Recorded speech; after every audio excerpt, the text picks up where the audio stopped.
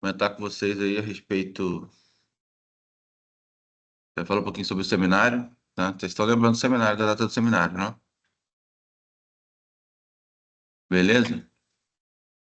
Porque essa é uma data do seminário, não, tá ok? Vamos lá, pode falar, Sérgio. Pessoal, desculpa, só para dizer que eu vou um pouco. Agora que eu tô chegando em Saquarema, tá? Desculpa. Regina, talvez caia. Tá, beleza. Tá Entender, ok. valeu.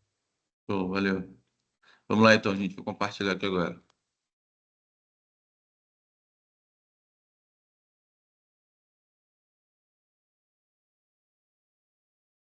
A gente vai falar um pouquinho sobre impactos ambientais sobre sistemas hídricos e suas correlações com a saúde humana. Então, olha aí, gente.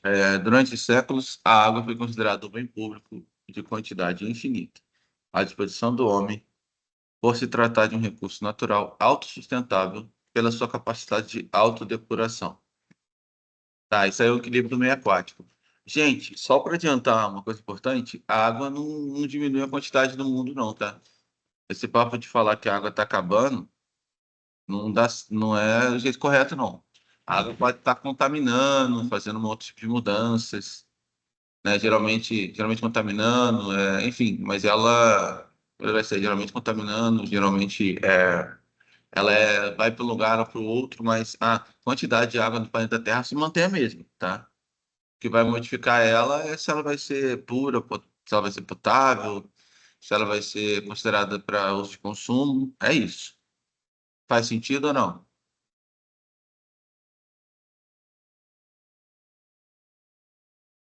Hein, gente? Sim, professor. Beleza? Professor. Tá bom? Então, a água, então, ela faz. Tá Bom para deixar dia, isso claro. professor. Bom dia, vamos lá. Autodepuração. Então é isso, beleza, gente? É a capacidade de ela se auto-recuperar também, beleza? Voltar ao equilíbrio do meio aquático dela. Então, se ela ficar muito tempo também, se ficar muito tempo sem poluir e tirando aqueles dejetos, aquela poluição daquela região, ela vai voltar, vai se autodepurar. Ou seja, vai voltar a ter o equilíbrio. Certo? Até aí ficou claro para vocês, gente, ou não? Falam para mim. Sim. Tá show. Sim. Bom, E- eu não escutei, professor. Entrei agora, não escutei. Eu estava tentando, entrei, estava caindo toda hora. Eu só falei que a água ela não é infinita, tá? Ah, E que a água ela tem uma autodepuração também, entendeu? O que é isso? Se você tirar fazer uma limpeza nela depois de um tempo, ela vai se recuperar, tá bom? tá bom, É isso que eu quis dizer aqui de uma maneira resumida. tá bom. Então, pessoal, aí eu tenho recursos hídricos na natureza. Existem alguns fatores que vão impactar nesses recursos hídricos, como, por exemplo, o crescimento das cidades, os esgotos lançados nos córregos, nos rios, nas represas e lagos, certo? Tudo isso aí vai causar impacto, gente. De uma maneira negativa, claro, tá? Guardem sempre que eu estou falando em relação a isso. Impacto, quando eu digo, eu estou falando de pode ser um impacto, de certo modo, positivo ou negativo. Não deixa de ser impacto, ok? Até aqui, tá tranquilo? Tranquilo. Sim. Tranquilo. Beleza. Então, gente, atualmente estima-se que um terço da população da Terra vive em áreas com escassez de água, por causa da degradação ou por se tratar de uma região árida e semiárida. Como as regiões metropolitanas e as áreas do norte da África e do Oriente Médio. Beleza? Então, gente, só uma coisa importante que eu quero pontuar aqui agora é que essa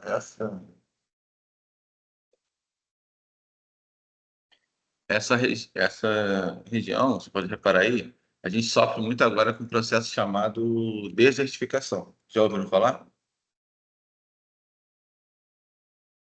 Não. Desertificação, uma área, ela começa a se tornar um deserto propriamente dito. Perda de recurso natural, nutrientes começa a ser gasto totalmente, e com isso a gente tem, por exemplo, uma área de savana que ela começa a ser devastada e vai se tornar um deserto, assim. Porque você tira nutrientes, você está sendo afetado pela, vamos falar assim, pelo desgaste nesse meio ambiente. Então isso acaba cometendo, tá? Infelizmente é o que acontece. Ok? Ficou claro ou não? Sim. Sim, professor. Beleza? Então, essa parte aí do desgaste do meio ambiente é importante. Da parte de desertificação. Vou tirando nutrientes, sofro com alteração climática, sofro com a ação do homem, tudo isso acaba desencadeando. Então, causa um impacto de uma maneira ruim. Beleza? Alguma pergunta em relação a isso aí? Fala para mim. Eu não tenho, não, professor. Está tranquila a sua explicação. Tá ok. Alguém tem? Ou não? Só que Tudo bem. alguma matéria falando sobre o estado do norte, que Tá foi se tornando picotando. deserto. Tá picotando. Você pode repetir, por favor? Tá picotando.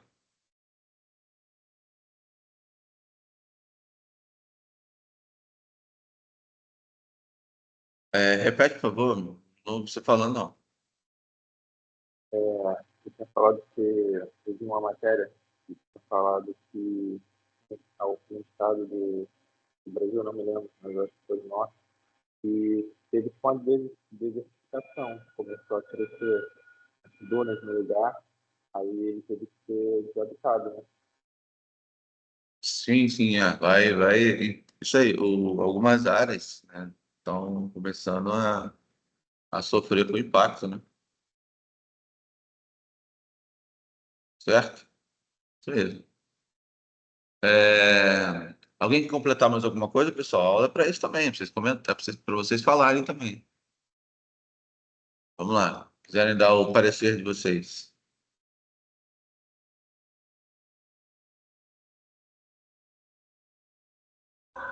Professor, Oi. essa desertificação, né, ela tem a Hum. ver com a humanidade, o que a humanidade hoje está fazendo repercute na desertificação? Sim, com certeza. Com certeza, porque aí o que acontece? Vamos lá. É, a ação do homem em si, entendeu? Você não fazer o uso do solo devidamente correto, você não estudar o solo, você usar muito de um recurso do solo e não deixar o solo descansar, entendeu? Isso acontece. Isso acaba desgastando o solo, entendeu agora? Esse é um dos métodos, tá? Entendi. Mas tem vários outros também, né?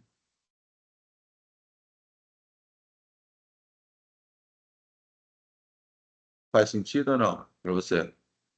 Faz sentido. Mas hoje o maior motivo dessa desertificação somos nós? Assim, com certeza somos nós, porque a gente causa indiretamente isso. A gente vai causar, mesmo que não seja uma coisa direta, mas, de certo modo, a gente faz diretamente também. Com desmatamento, queimadas, né? Entendi. Isso tudo gera também. Na verdade, o grande vilão somos nós, né? Na verdade, seja dita, né? Esgoto também, professor? Não, esgoto pode contaminar o solo, né? Mineração Esgoto também, pode contaminar o solo, tá, mineração gente? de materiais, Como é que é? Fala de novo.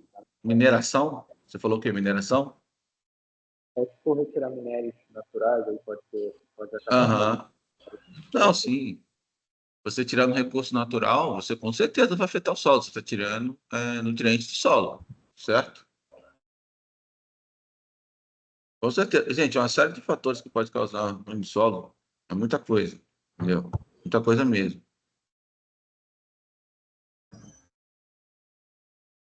Ok, gente? Ok. Mais alguma coisa?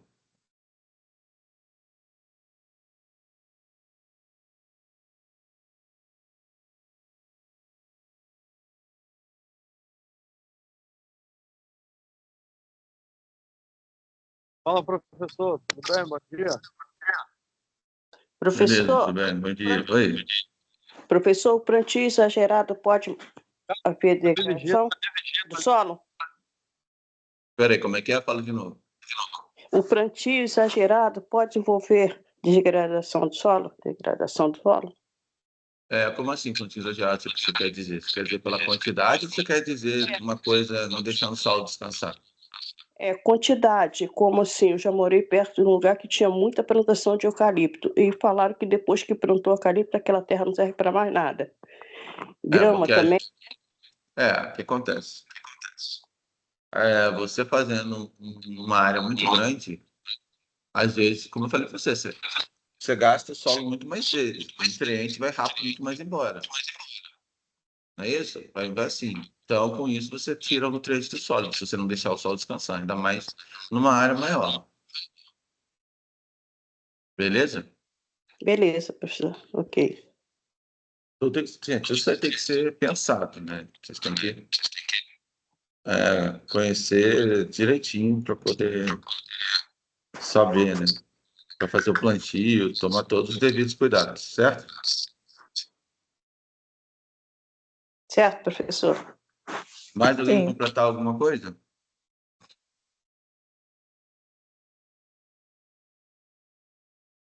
Gente, mais alguém quer completar alguma coisa?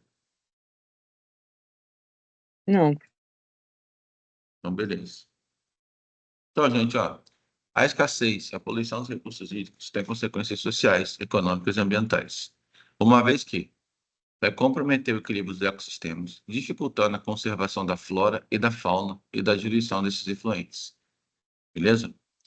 Então, vai provocar doenças por causa da má qualidade ou pela falta de água em quantidade suficiente para a necessidade mínima. Gente. Então, ou seja, ó, eu posso tanto destruir uma fauna, uma flora de uma região, tá? Como posso também acabar não tendo o mínimo de água necessário para aquela região ali, sendo ela fauna, considerando fauna, flora, de modo geral. Ou a gente pode falar de uma população humana também que mora ali. Tudo isso é afetado, tá? Essa poluição de recursos hídricos, a falta dele também, causa um impacto muito grande na população. E, na verdade, todas as populações, animal, vegetal, enfim, né? Vocês entenderam. Beleza? Então, vai impedir o desenvolvimento socioeconômico, tá? Também tá relacionado. Para quem acha que a economia não está relacionada com o meio ambiente, está sim. Está muito relacionado, para falar a verdade. Tá? Então, vai impedir o desenvolvimento socioeconômico, ao prejudicar as atividades de recreação e pesca, as propostas paisagísticas, o desenvolvimento industrial, a, dificu- a dificuldade da geração de energia elétrica, a refrigeração de máquinas, a produção de alimentos, a navegação e turismo, o desenvolvimento também da agricultura, a dificuldade de produção de cereais, frutas e hortaliças. Tudo isso, gente, reparem bem, tudo isso aqui envolve a água, certo? Ó, pesca, propostas paisagísticas, né? Para eu poder fazer uma proposta paisagística dessa natural. Preciso de abastecimento de água para poder alimentar aquela região. Para as indústrias também, para gerar energia elétrica, com certeza. Ó, tá vendo? Tudo isso daqui eu necessito de ter água. Faz sentido ou não para vocês? Sim. Sim. Sim. Vai. Sim. Sim. Então, beleza.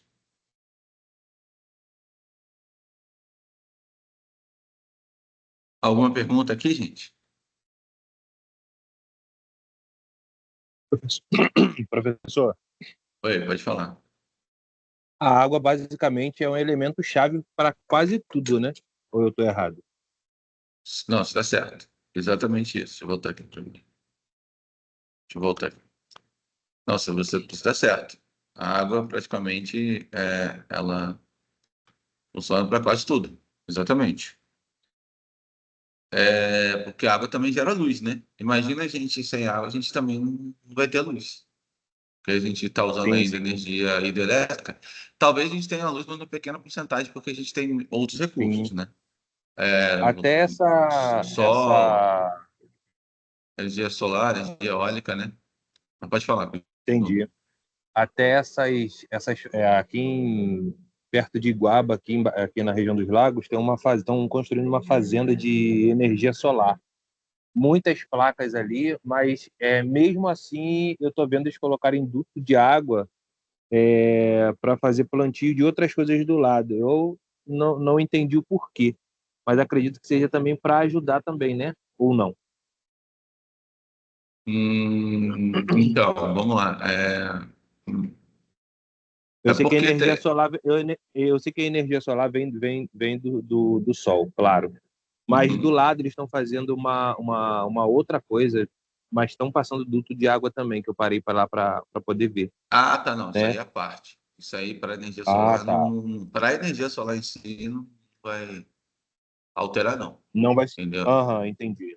Entendi. Eles devem estar Tá. provavelmente querendo plantar alguma coisa naquela região ali e tal, Entendi. ou Aham. alguma coisa diferente. Mas então a água é um elemento chave para tudo, né? Então. Isso, Ah, tá. com Ok. certeza. Com certeza. Tá bom? Mais alguém, gente, quer completar alguma coisa? Não, não. Tranquilo?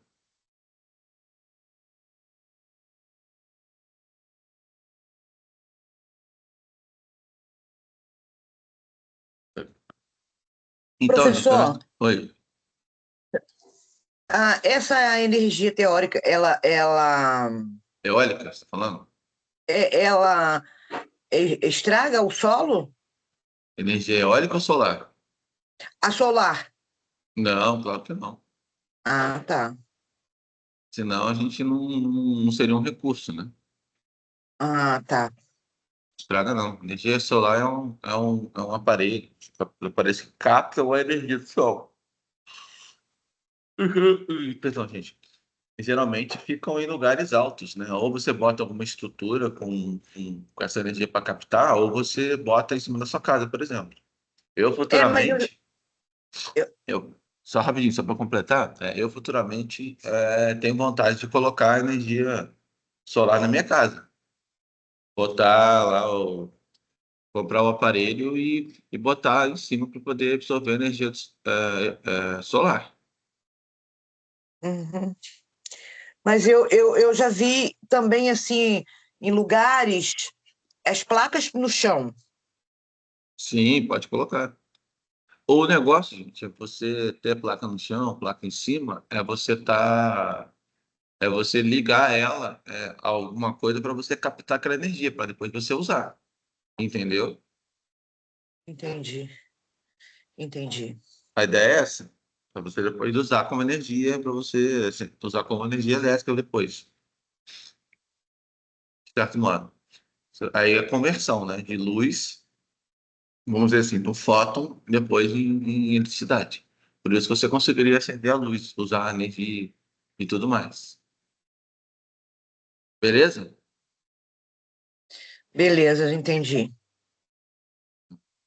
Então, gente, continuando aqui, a quantidade total de água do planeta Terra é constante, variando apenas de estado físico e a forma como é encontrada na natureza, tá? Então, eu já tinha comentado isso com vocês, lembra? Eu falei que a água do planeta Terra não diminui. O que vai diferenciar é como ela é encontrada, e é claro, né? O que acontece com a gente pode ser ruim é a gente ir acabando com a água potável aos poucos, que é o que está acontecendo. Aí, daqui a pouco, a gente não vai ter água viável para mais nada. Ou então vai gastar um dinheirão para poder tirar sal da água do mar, que também não é a mesma coisa. O que a gente beber é uma água Profe- doce. Oi. Professor, Oi, pode falar.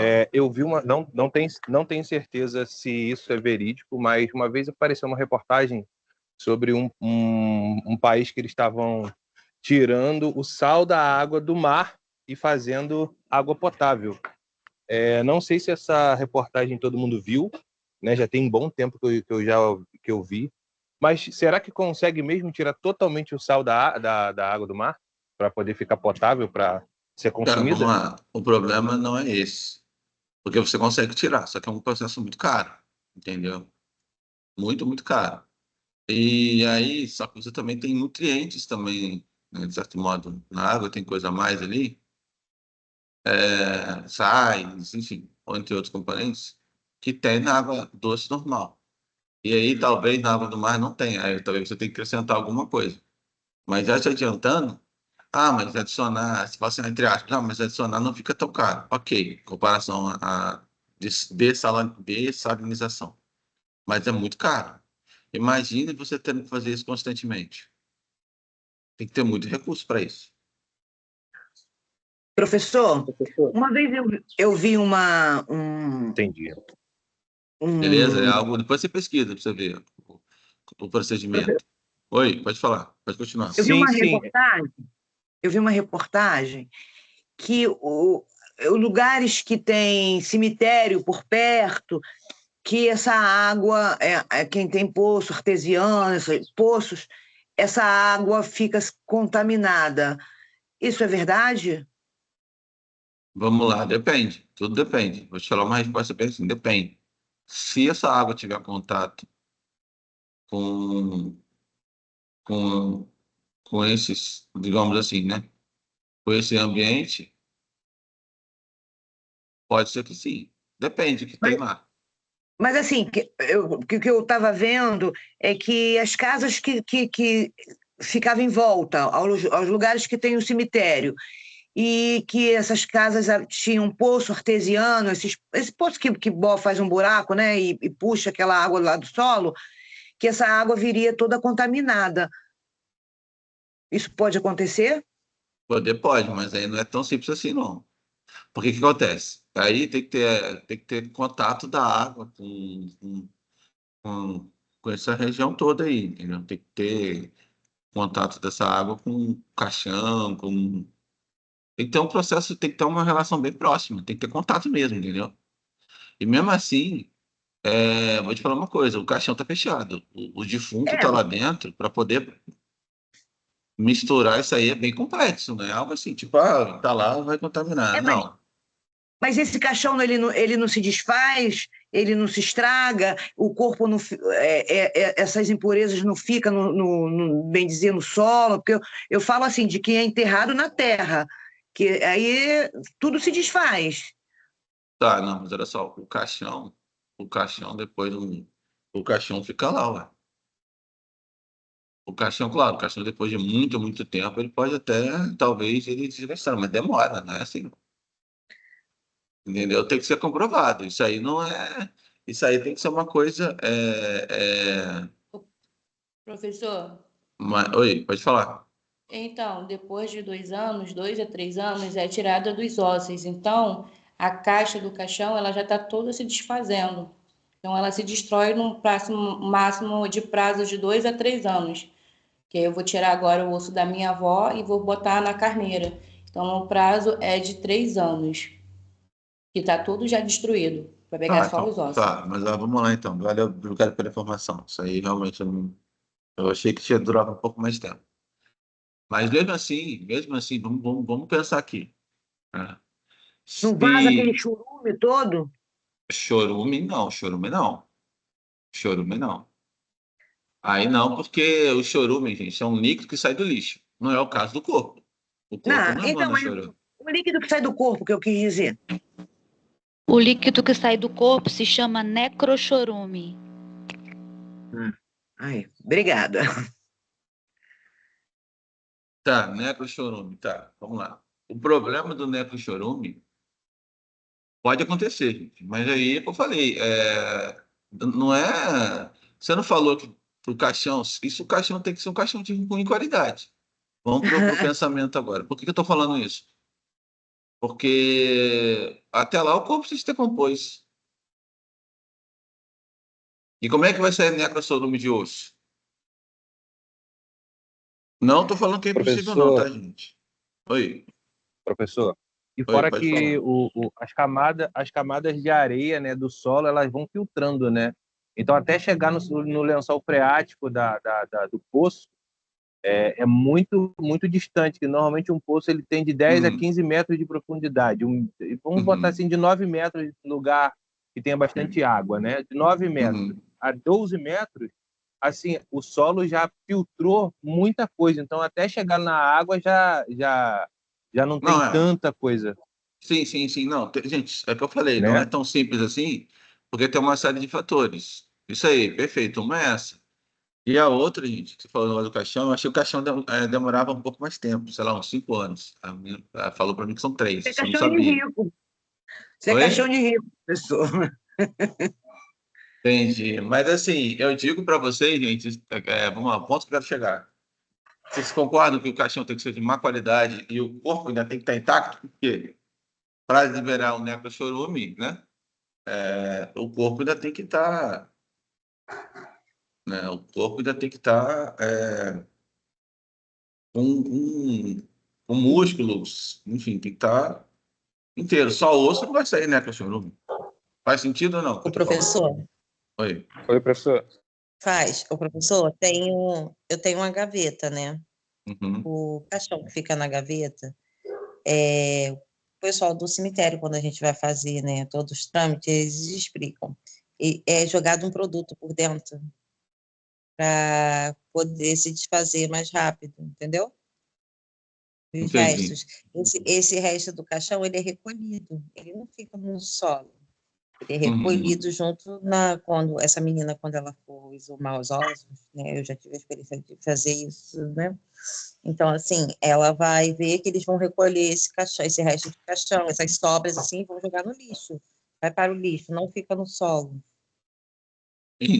Perfeito, isso aí. Isso aí, perfeito. Valeu, obrigado pelo Professor, acrescentar aí.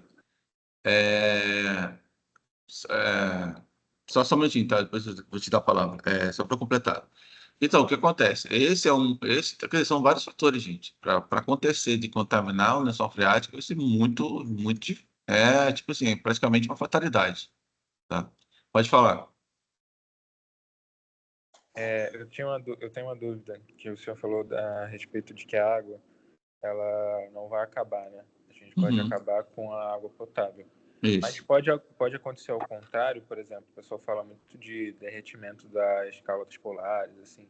Pode acontecer o caso que, tipo assim, como posso falar? Tipo, com o derretimento das calotas polares, os mares eles subam, alguma coisa assim, tipo assim, o nível aumente demais, tipo assim, algumas áreas sejam inundadas por causa disso, tipo, acontecendo ao contrário, em vez de acabar, a água, tipo assim, ela acabar inundando lugares que antes não eram habitações normais. Uhum, sim, sim. Pode acontecer. Pode acontecer, inclusive, falando que o Japão vai sair fora do mapa futuramente, por conta disso. Do vulcão também, atividade, entre outras coisas. Pode acontecer. Mas isso não é uma coisa para agora, não, tá, gente? Vai demorar um tempinho ainda. Mas tem chance, tá? Mas o que eu quis dizer a vocês é que não vai aumentar a quantidade de água, ela só vai mudar de forma. Faz sentido? Igual Veneza também. Veneza também pode ser coberta também. Vocês sabem disso, né? Ou não? Deus me perdoe, isso me basicamente foi assusta. construído em cima d'água, né, professor? Sim, sim, mas é, não precisa de tanto tempo, não. Tanta coisa não. Tava falando que dependendo dessa mudança climática, futuramente até o Rio de Janeiro podia, né, essa nossa região aqui de praia, podia ser É, coberta eu, pelo eu ouvi mar. falar isso, eu ouvi falar isso. E fala que o futuro, não estou falando que agora não, tá, gente? Não é agora, não. A gente não vai passar por isso, mas as gerações mais futuras pode ser que enfim, o mar acaba tomando conta da terra. Então, muitas áreas vão ser jogadas para debaixo do mar.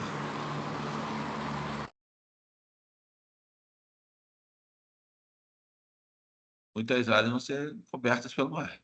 Essas áreas aí que a gente mora numa região aqui praiana, pode acontecer. Ficou claro, gente? Eu falei. Ficou, professor. Beleza? Tem chance sim, tá?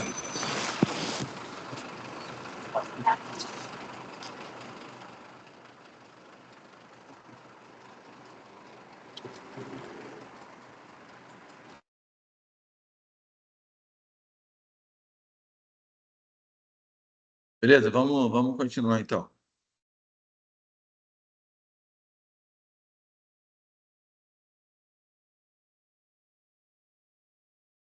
Vocês estão vendo o slide ainda, gente? Sim. Eu estou. Tá, Sim, eu tive que professor. tirar Sim. aqui. Beleza, então. Então vamos lá. A água total do planeta Terra é constante, varia apenas de estado físico e forma como encontrada na natureza. Então, a cerca de 75% da superfície do planeta Terra é constituída de água. O resto é terra, né? Então, dessa proporção, desses 75%, se torna ele 100. Vamos falar assim, né? 97% dessa água, que está dentro desses 75%, não sei se for ficar confuso, vocês me falam, tá? Está situada em oceanos e mares, certo? Os outros 2,7, eu estou falando de geleira, neve, vapor atmosférico, e em profundidades inacessíveis, restando apenas 0,3% disponível para a gente aproveitar. Então, gente, a gente já tem 0,3%, que é muito pouco que a gente usa. E a gente está acabando com esse pouco de água, só para deixar isso claro.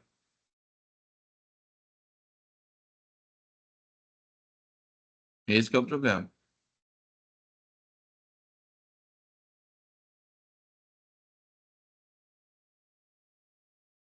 Beleza ou não?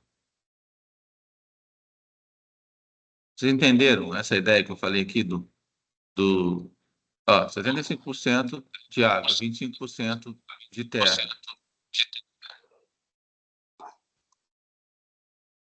Professor, dá Beleza? para você explicar de novo essa parte? Uhum. Eu falei assim, ó. Vamos lá, eu tenho 100% do planeta Terra. 75% do planeta Terra, ele é feito de água. Os outros 25% é terra.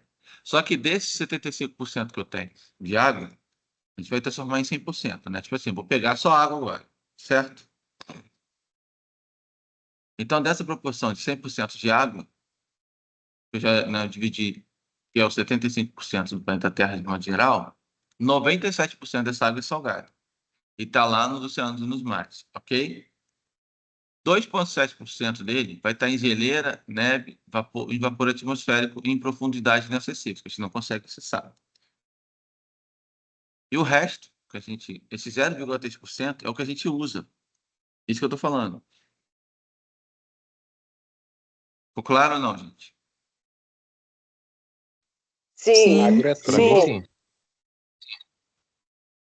Alguém falou alguma coisa aí, só que cortou. Como é que é? Agro é tudo.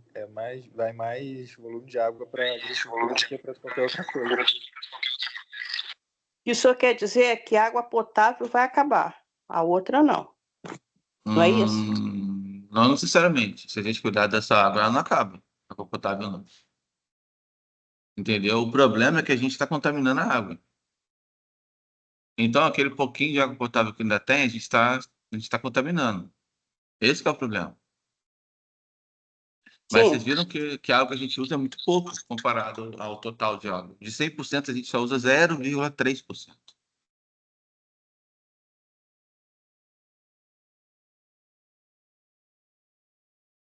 Faz sentido ou não? Sim. Sim. Beleza. Então, continuando aqui. Para o consumo humano, são utilizados 8% só do volume disponível. Ou seja, desse 0,3 ainda, Ó, vamos lá, a gente cata 0,3 e transforma em 100%, somente 8% a gente usa. Você vê que é menor ainda do que a gente imagina. Tá vendo? É muito pouco, gente. Já para a agricultura e indústria, são consumidos, respectivamente, 70% a 22% em média. Ou seja, boa parte dessa água é usada para agricultura e indústria. Beleza? Claro que em situações extremas, essas proporções podem chegar a 1% para consumo humano e 99% para agricultura. Misericórdia. Sim, para poder produzir mais alimento também, né? A gente está falando. Você sabe que, resumindo a história, né, gente? Você sabe que precisa de água, né?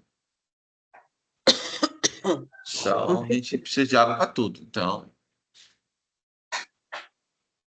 dá para ter uma noção, né? É verdade. Ok? Então, olha aí, ó. O Brasil possui cerca de 11,6% de água doce disponível nos mananciais superficiais do planeta. Essa quantidade, no entanto, está distribuída de uma forma muito heterogênea. Ou seja, está muito espalhada, gente. Não tem nada concentrado, não, tá? Isso que está falando aqui. Essa quantidade, no entanto, é distribuída de forma muito heterogênea, tá? Na região sudeste, a gente tem, na nossa região aqui, sudeste, a gente tem 42,65% da população do país. Então, ó, a região sudeste com 42,65% da população do país, gente. E ela possui apenas 6% só dos recursos hídricos. A maior parte da população é na região sudeste, porém, os recursos Tá lá na minha hídricos... bolsa. Gente, alguém está com o áudio ligado aí. Lá no quarto, vou até ela pegar. Quem está com o áudio ligado aí? Aqui não, pô.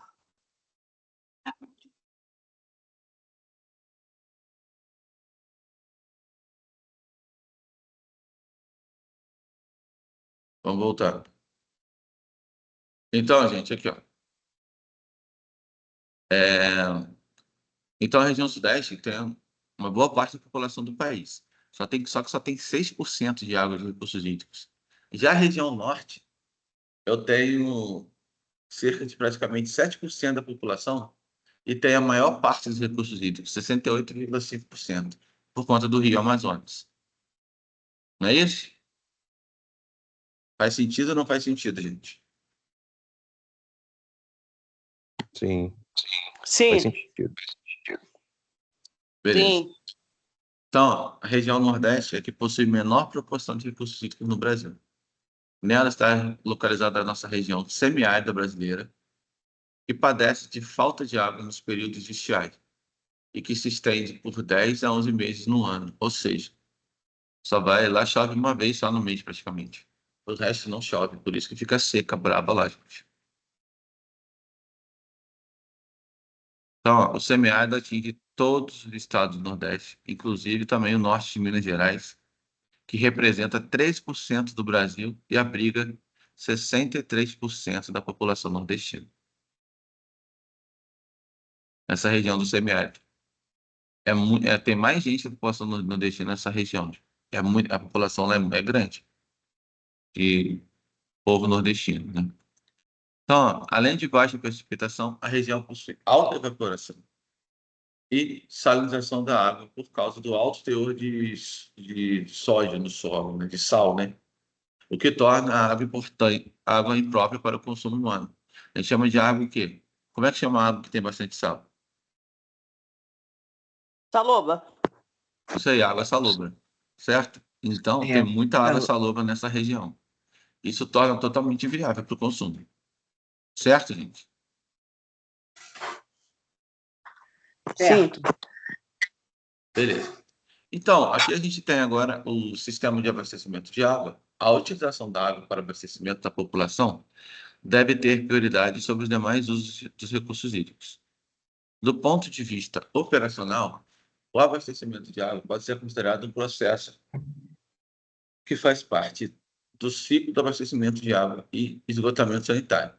Então, gente, esse ciclo compreende um conjunto de atividades interrelacionadas que tem início na gestão dos recursos hídricos para a preservação, por exemplo, dos mananciais, certo? Então, isso daqui eu tomo uma gestão para eu poder gerenciar melhor esses recursos hídricos. Até aí ficou claro, gente? Ficou. Beleza. Então, ó, começa assim, ó. A água bruta, que é água que não é tratada, ela vai ser transportada até a estação de tratamento de água, a gente chama de ATA, por uma adutora de água bruta, que é a AB. A sigla a gente usa essas siglas, tá? A AB, então, é a adutora de água bruta, tá ok? O que é a adutora? Ela vai ser o quê? Sugada, tá? Essa água bruta vai ser transportada para ser tratada, tá bom? Então, após o processo de tratamento, a água ela vai ser transportada por meio de uma tubulação que vai ser denominada adutora de água tratada. Essa água eu já tratei, então, ok? Tratou e ela vai botar a tubulação de novo, tá bom? Vai circular. Então, até os reservatórios localizados em pontos estratégicos do sistema de abastecimento, ou seja, vou enviar essa água tratada para pontos estratégicos para eu poder abastecer as regiões. Ficou claro, gente? De uma maneira resumida aí, ou não? Sim. Beleza. Então, ó, quando chega nesses reservatórios, pessoal, que ficam nesses pontos estratégicos, ocorre essa distribuição dessa água tratada através de tubulações. Essas tubulações formam verdadeiras redes. Como assim, né? Eu tô espalhando pela tubulação e estou enviando para os locais para abastecer, tá? Para ter água, para a gente usar, vamos falar assim, tá? Então, para essa operação ser eficiente do sistema de distribuição, as redes são divididas em zonas de pressão, tá?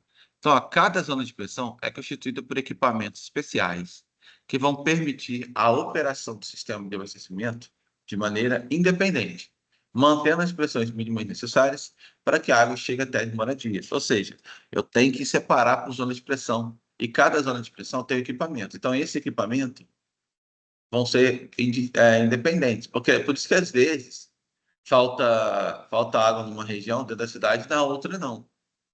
Isso por conta da zona de pressão. Ficou claro o que eu falei? Ou não?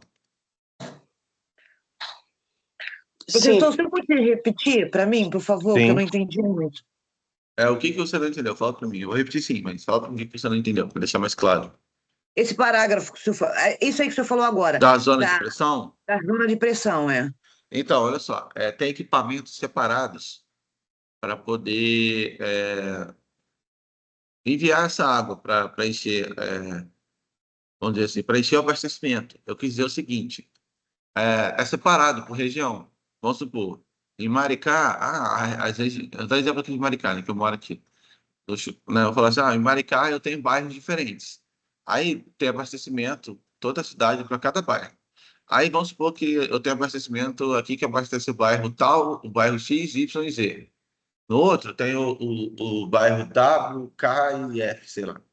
Então, se pode acontecer de um desses bairros, por algum motivo, algum problema ali que aconteceu, não ser abastecido. Entendeu? Pode acontecer. É isso que eu estou falando, porque tem cada zona de pressão separada para isso. Faz sentido o que eu falei agora? Agora faz, entendi. Obrigada, professor. Nada, que isso. Vamos para isso. Beleza? Beleza. Então, gente, essa zona de pressão é importante porque ela vai abastecer as regiões, tá?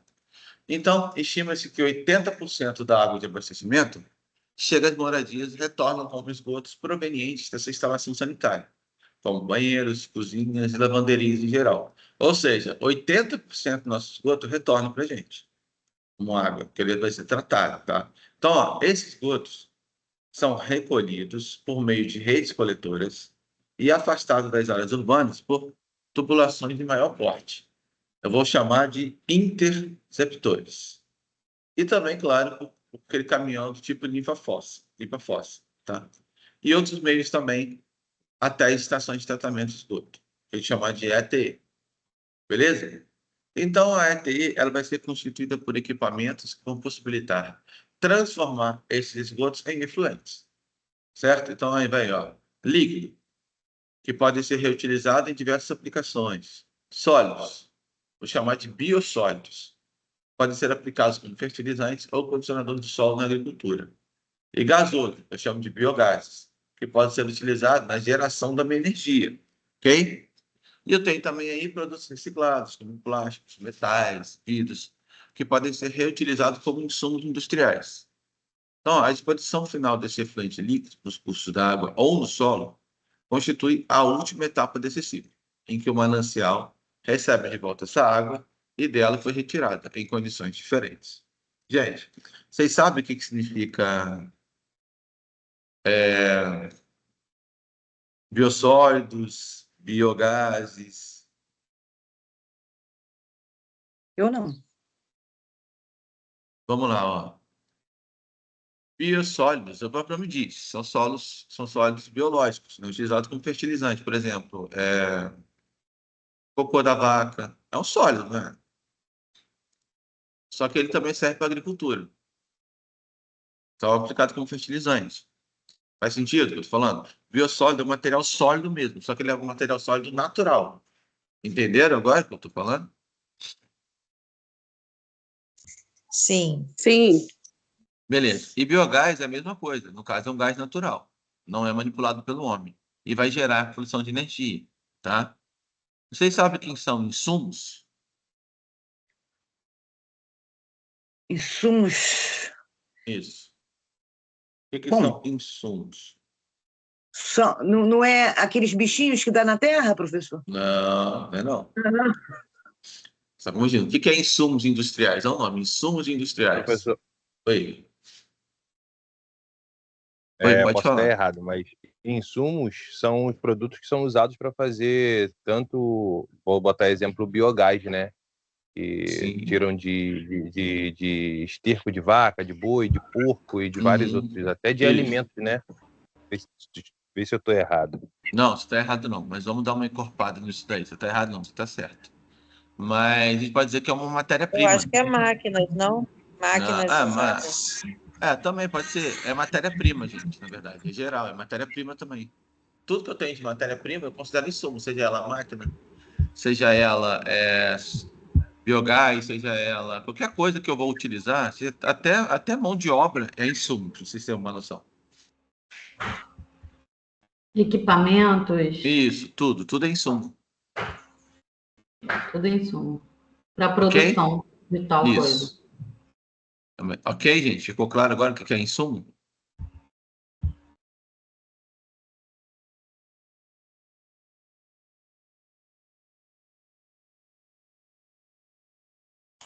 Sim. Beleza, então. Então, ó, a disposição final do efluente líquido nos cursos d'água ou no solo constitui a última etapa desse ciclo, tá? Então, em que o manancial recebe de volta a água dele que foi retirada, em condições totalmente diferentes. Beleza? Então, o dispositivo final é do efluente líquido. Ou ele cai, ou ele volta, ou ele cai de novo no efluente, no caso dos rios, né? Ou ele pode cair no solo também. Beleza, gente? Ó, até esse momento aqui, ficou claro essa ideia do tratamento de esgoto, tratamento de água de modo geral? A gente vai dar uma aprofundadinha ainda, ok? Mas até aí tá tranquilo ou não? Professor, eu pensei que esses esgotos aí fosse para o mar e não seria reaproveitado. Não, ele é reaproveitado. Eu pensei que a água que a gente bebia veio dos rios, não desses esgotos, fosse jogado no mar. Não, em parte sim, mas é porque não daria vazão. Entendeu agora? Entendi. Certo? Gente, só um minutinho. Tirei aqui. Tirei aqui, eu tô fazendo um barulho aqui. Deixa eu tirar o som aqui. Só um minutinho, peraí. Perdão. Vou voltar aqui. Tá fazendo um barulho aqui, apitando. Então, vamos lá.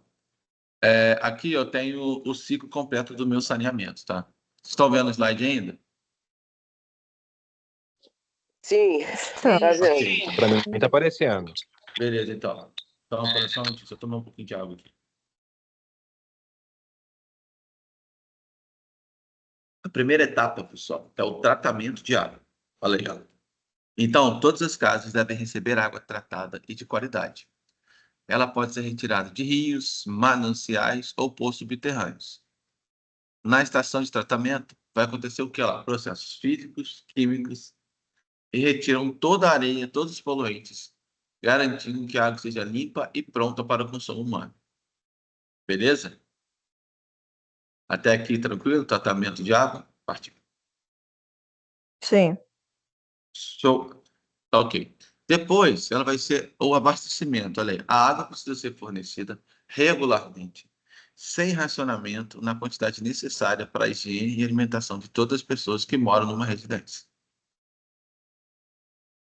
Certo?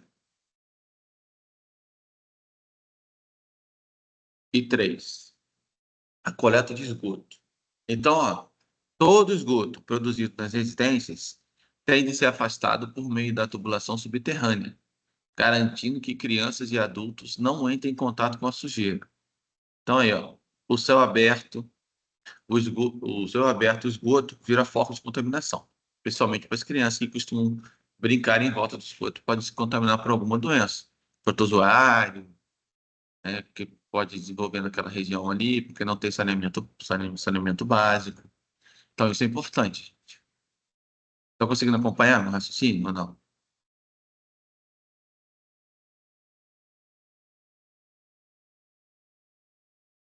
Pessoal, vocês estão conseguindo acompanhar meu raciocínio ou não? Sim. Sim, Sim, professor, sim. Ok, então. Então, aí, ó, depois tem a coleta de lixo também. Né? Porque eu não posso. O recolhimento do lixo também é fundamental. Ó.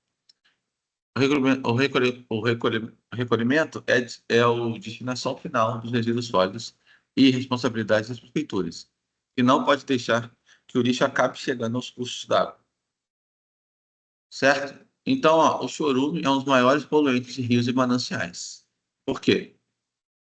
Então, lá, vamos raciocinar aí. Por que que o chorume é considerado o maior contaminante de poluentes rios e mananciais?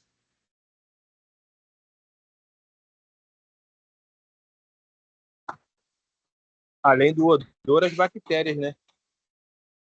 Sim, sim, mas eu digo assim, o porquê que ele vai contaminar? Qual que é o processo que acontece? Essa é a minha pergunta.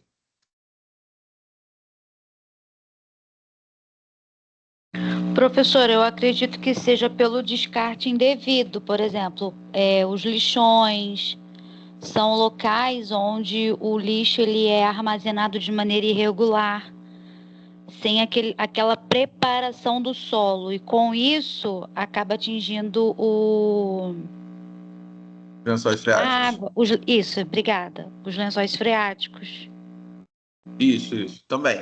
Mas o que eu quero dizer também, imagina, eu tenho muito lixo e eu não coloco lixo devidamente alocado, né, caçambas, e acaba que a chuva também chega, gente, e aquele lixo está tendo chorume, está vazando, ou ele pode cair no solo e contaminar lençóis freáticos, ou também ele pode ser carregado.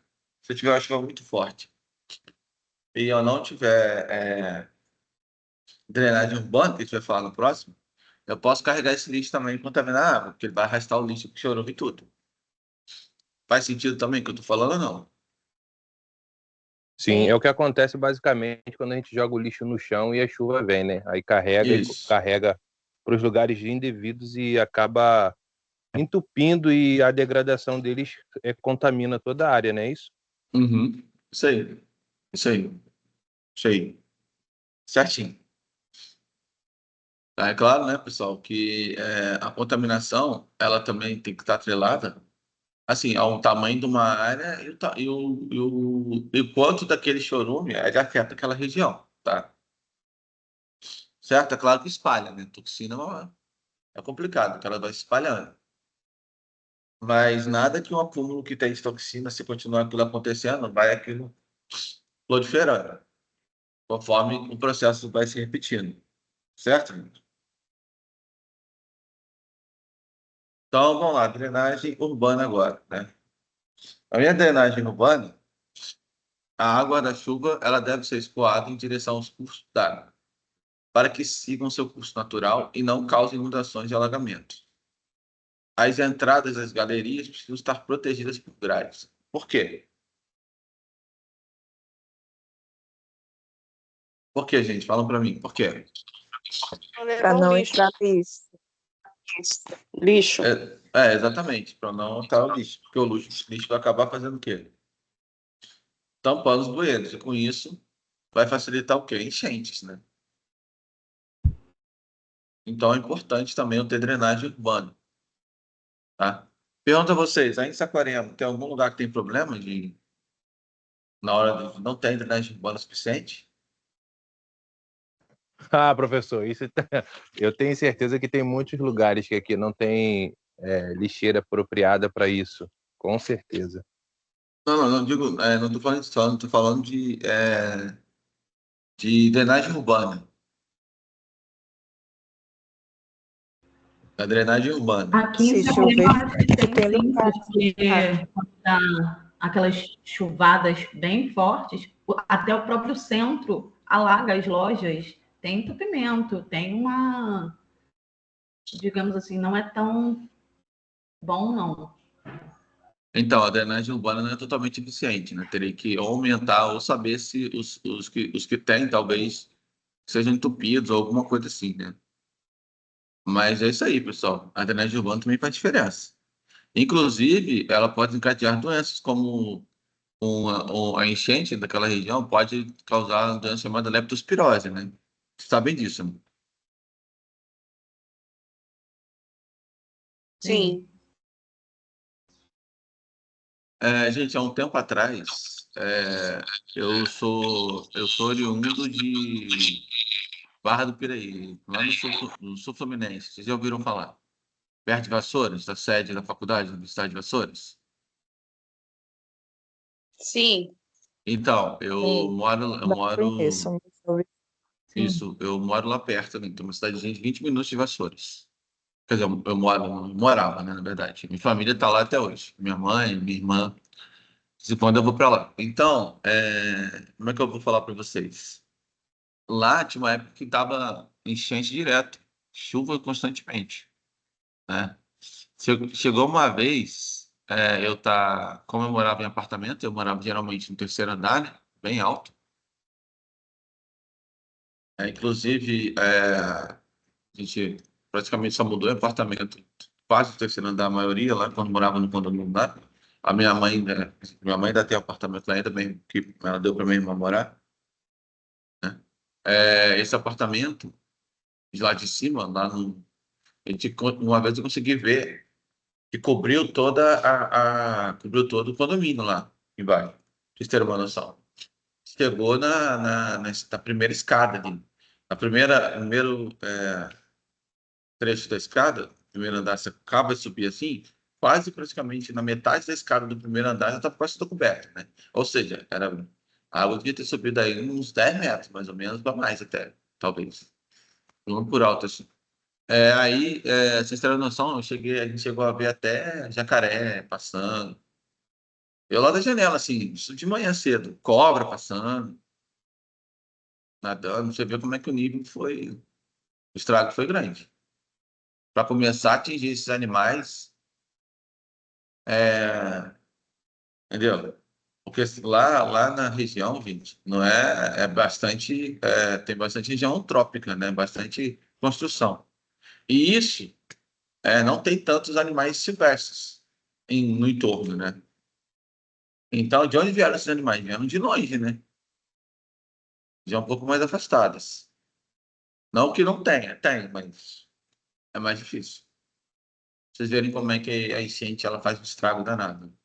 Inclusive, inclusive a enchente também, ela acaba causando dano a casas de pessoas de regiões perto ao rio, né?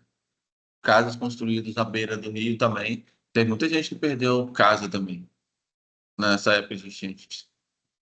Foi tão forte que a tempestade veio tão forte, a chuva, e a água do rio acaba destruindo todas as casas que estão ali próximas. Certo? Pode falar. Professor, Oi. o senhor diz isso em Barra do Piraí? Uhum. Não Meu agora, Deus. tem um tempo atrás. Tem um tempo Ah, atrás. tá. Por quê? Entendi. Não, que eu tive lá num parque, eu fiquei assim meio que assustada agora com essa história. Ah, não, mas tem bastante tempo. Mas aconteceu. Ah, sim. Você Ah, teve o tá. quê? No parque aquático lá? É, É, mais afastado ali, aquele, né? É no. aquele resort. Eu fui o resort, sim, conheço. Eu fui lá, mas. Você acredita que eu Aldeia das moro. Águas. Aldeia das Águas. Eu fui lá só umas 2, 3 vezes. Muito bom.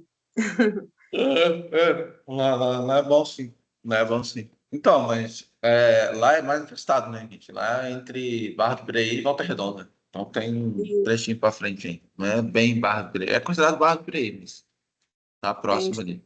é.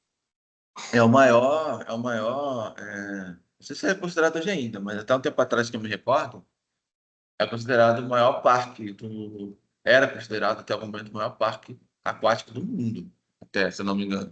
Se eu estiver falando besteira. Lá chama Acredito bastante que sim. turismo. É. O turismo lá é forte. O pessoal que quer ir para parque aquático, né?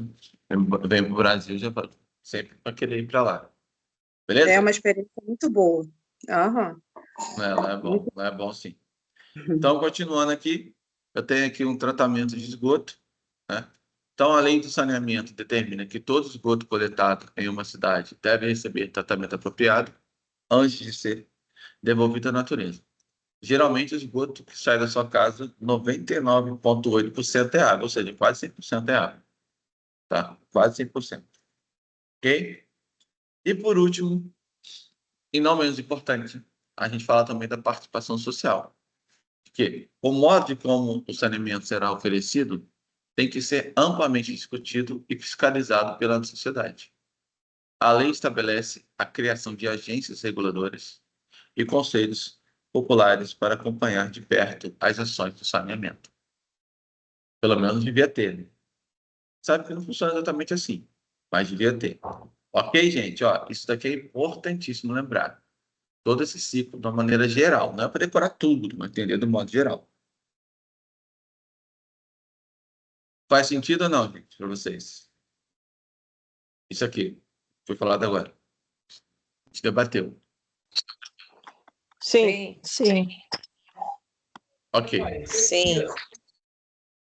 Então, gente, continuando, a produção da água tratada, né, ela constitui a primeira etapa do ciclo de abastecimento de água e de esgotamento sanitário. Então, ó, o insumo é água bruta. É o produto que vai ser gerado, tá? E a água tratada é pronto para o consumo humano, ok? Então, isso vocês entenderam já, né? Então, ó, o processamento, no entanto, passa por diversas etapas, aqui denominada de gestão de recursos hídricos. Beleza? Eu botei também adução de água bruta, tratamento de água bruta, adução de água tratada e reservação de água tratada. Ok? É bem semelhante ao que a gente falou há 2 slides anteriores. Beleza, gente? Alguma pergunta em relação a isso?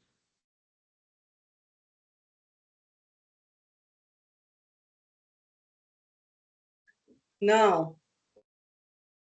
Beleza. Então, olha Não. aí, ó. Continuando, então. A gestão de recursos hídricos, ela faz parte do sistema de gestão ambiental também, constituindo um conjunto de ações que objetivam a adoção de medidas preventivas e corretivas relacionadas a impactos prejudiciais no meio ambiente. Reparem bem, eu vou ter medida preventiva e medida corretiva, certo? Dentro da minha gestão, ok? Então, ó, é um processo que inclui monitoramento e controle das fontes de poluição e da qualidade de água dos mananciais, propondo soluções preventivas e corretivas para a conservação das propriedades físicas, químicas e biológicas do meio ambiente, tendo em vista a proteção da saúde do homem e dos ecossistemas. Então, além disso, a gestão de recursos hídricos procura proporcionar o desenvolvimento de atividades sociais e econômicas em perfeito equilíbrio com a natureza, assumindo atitudes proativas e criativas em relação ao meio ambiente e não se restringindo somente ao atendimento à legislação. Pessoal, essa ideia desse contexto que a gente comentou, tá tranquilo para vocês? Faz sentido? Vocês entenderam ou não? O que eu explico diferente? Enfim, o que vocês querem? Ou todo mundo ficou ok, isso daqui? Eu entendi bem. Certo. Alguém não entendeu, gente? Me fala aí, para saber. Se não entendeu, porque não, eu vou continuando. Entendi, professor. Então, ninguém tem dúvida aqui não, né? Essa parte aqui. O que é a gestão de recursos hídricos? O que vai abranger a questão das medidas preventivas e corretivas? Então, show. Não falou nada. Então, qualquer coisa eu falei. Vocês podem me parar de para eu explicar novamente. Ok? Então, vai. Vamos continuar aqui. Então, vamos, né? Principais poluentes dos recursos hídricos são efluentes domésticos e industriais lançados sem tratamento adequado, tá? Então, as chuvas com impurezas da atmosfera ou do solo, os resíduos sólidos urbanos jogados nas vias públicas, as pesticidas e fertilizantes utilizados na agricultura, os detergentes utilizados para a remoção de gordura e os materiais provenientes de erosão do solo. Certo?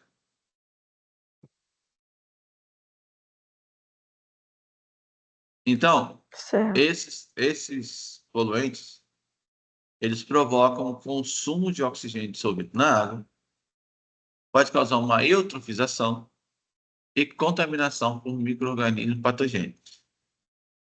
Beleza? Então, ó, quando se consegue determinar o local de lançamento dos efluentes, diz-se que a fonte é localizada. E quando você não consegue, você diz que ela é difusa. Certo? Ok, gente? Sim. Você Sim. falou que quando eu falo que é difusa, por exemplo, a água da chuva. Água proveniente da chuva. Você não sabe onde vem aquela água. Ela vem da chuva. Tá, mas aí não vem de um local específico. A água da chuva é água que formou nuvem, você não sabe de onde ela veio. Então, por isso chama de água, a gente chama de difusa. Ok? Então, o processo de degradação sofre os lagos e outros corpos de água, contra os cursos de água e esgotos clandestinos também lançados nesses cursos de água. Beleza? Sim. Vamos lá. Aí eu tenho uma pergunta para vocês aqui agora. Quer dizer, algumas perguntas, né? Vocês sabem o que significa eutrofização? Não. Como que é a pergunta? É o que, professor? Eu É não. o que, professor? Não, não saiu direito aqui. Eutrofização. O que significa a palavra eutrofização? Eu ia perguntar isso. Eutrofização é contaminação por micro-organismo patogênico? Não, não necessariamente. Eutrofização é quando eu tenho... no rio e no lago eu tenho a criação de alguns animais lá. Acaba que, por algum motivo, acaba tendo um excesso de nutrientes, exageradamente, ok? E aquilo interfere na passagem do oxigênio. Então, como aqueles animais que vivem lá acabam morrendo por asfixia, tá? Eles não conseguem respirar, porque eu tenho tanto nutriente naquela água que eu impeço a circulação do oxigênio, a entrada na água. Oi. Aqui em casa acontece isso. Meu marido, ele cria tilápia. E ele, de vez em quando, ele tem que botar uma bomba dentro de uma cisterna desativada que a gente tem aqui, e ele bota essa bomba para oxigenar a água. E quando isso não... Se passar muito tempo, elas começam a aparecer boiando. E isso é isso aí que o senhor falou? Elas morrem. Pode ser o excesso de nutrientes na água. Pode acontecer. É igual as coisas. Tem que tomar cuidado também na hora de alimentar os animais, porque se jogar muita quantidade de comida, pode interferir também. E acabar levando ao processo de eutrofização. Entendi. Ok? Beleza, gente? Eu vou passar um vídeo depois para vocês explicando, dando tempo. Qualquer coisa eu deixo depois no ar, não tem problema não. Mas eu acredito que vai dar tempo. Beleza, gente? Fez sentido para vocês, então? O que que é a eutrofização? O que que é essa fonte localizada e fonte difusa? Alguém não entendeu? Tranquilo. Tranquilo? Então, todo mundo entendeu essa parte da... Eu não entendi, não, professor. Repete para mim, por favor. O que que você não Eu entendeu? também não. Não Essa entendeu o quê? última... O que que é a eutrofização? É, o que o senhor comentou aí sobre botar no água aí. Tá, vou botar no... Vou fazer o seguinte, ó, só dá um minutinho. É que tá palpicando para mim. Tá aplicando... Só um minutinho. É horrível. Deus me livre, tá doido. A comunicação hoje está muito ruim. Por isso que eu tô com o negócio desligado, para ver se...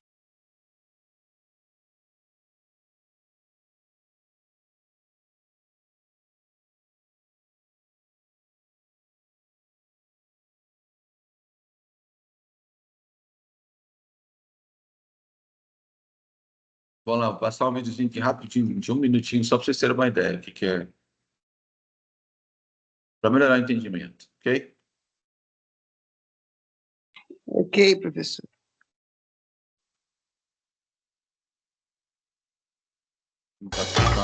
Vamos falar de impactos ambientais e eutrofização. Eu significa verdadeiro, trofos, nutriente. Você vai aumentar muito a quantidade de nutrientes no ambiente aquático. Como que isso acontece? Primeiro, tem o despejo da matéria orgânica dentro do ambiente aquático. Por exemplo, esgoto, efluente.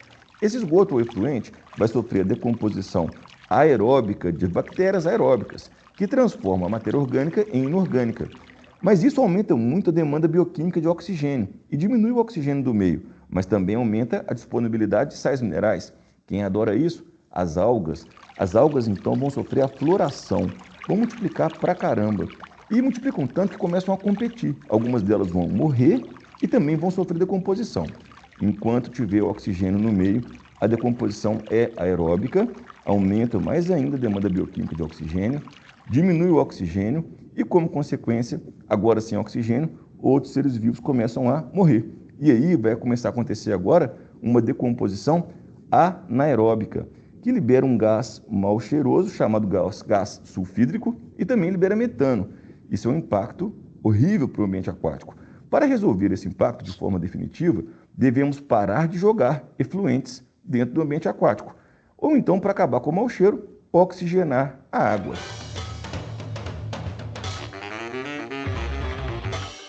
E aí, gente? E aí, ficou claro como é que funciona?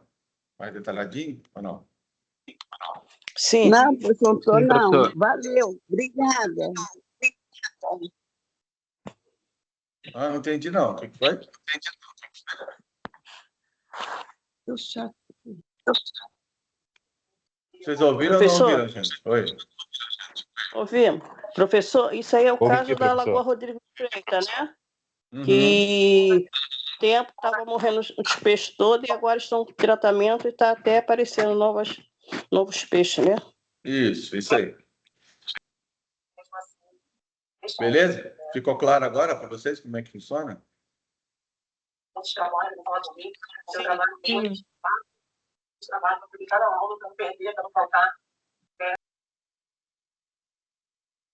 Beleza? Mais alguma coisa? Beleza, professor. Não, beleza, obrigada. Nada. Então vamos lá, vamos continuar então. Vamos voltar para o slide agora.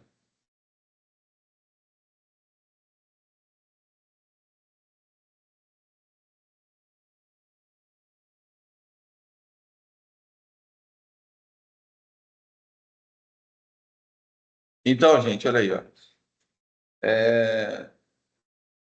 que a gente pode fazer com a gestão ainda nessas situações? Então, a solução proposta para a conservação e recuperação das condições naturais do meio ambiente são a implantação de sistemas de esgotamento sanitário, a coleta e o destino adequado dos resíduos sólidos, o controle de fertilizante e pesticida, regulação do uso do solo e modificação dos processos industriais poluidores, tá bom? Então, para colocar essas medidas em prática, no entanto, é preciso que as ações sejam planejadas de forma integrada entre diversas instituições do governo e da sociedade, como Comitê da Bacia, Consórcio Internacional, Secretarias Municipais de Estados do Meio Ambiente, da Educação, de Recursos Hídricos, Saneamento, Obras, a Polícia Militar Ambiental, as organizações não governamentais, como as ONGs, né? E representantes da sociedade civil.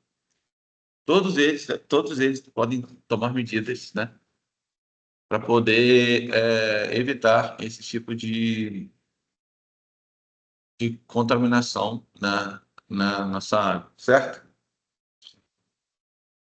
Então, para dar suporte a essas ações, há uma série de instrumentos, como, por exemplo, instrumentos para poder atuar, né? Como o plano diretor municipal também, do município, a lei de proteção dos mananciais, o Código Florestal, a lei de crimes ambientais, as políticas de recursos hídricos, tá?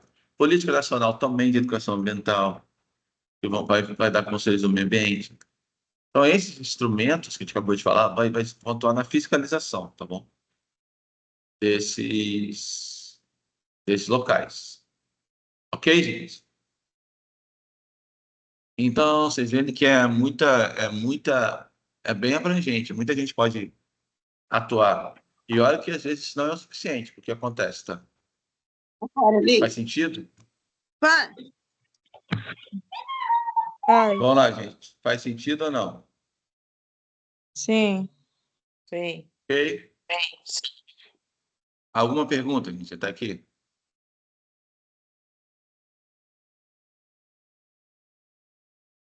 Alguma pergunta, gente? Não.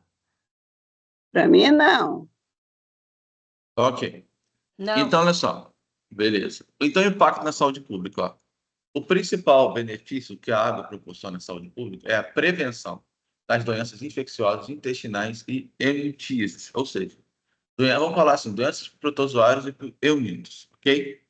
Vocês vão ter, se Deus quiser, futuramente vocês vão ter aula comigo de parasitologia ainda também, quarto período.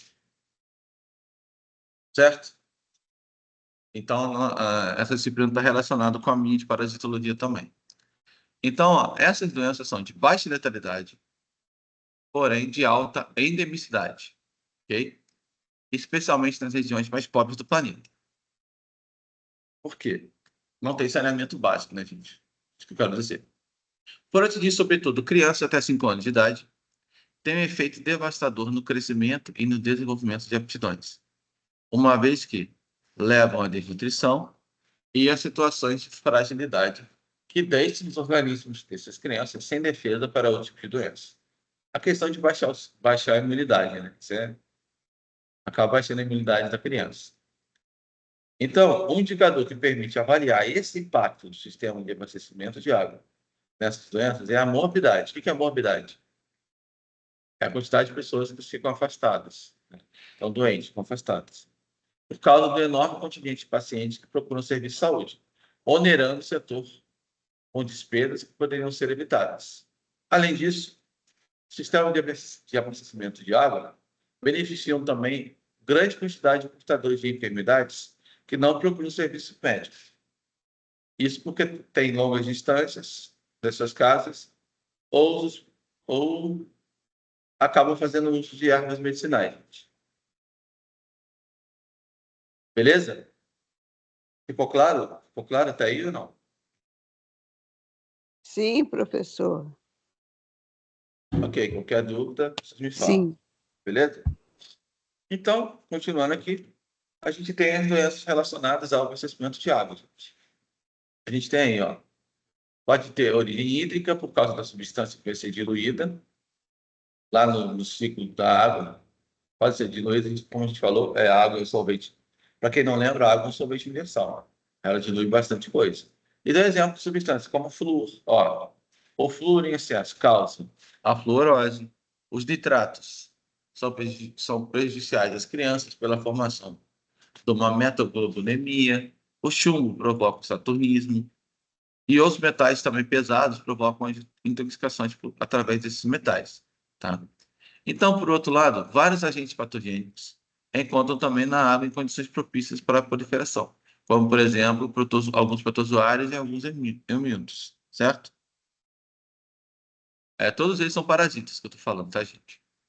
Alguns vetores se reproduzem na água e passam a hospedar os agentes patogênicos.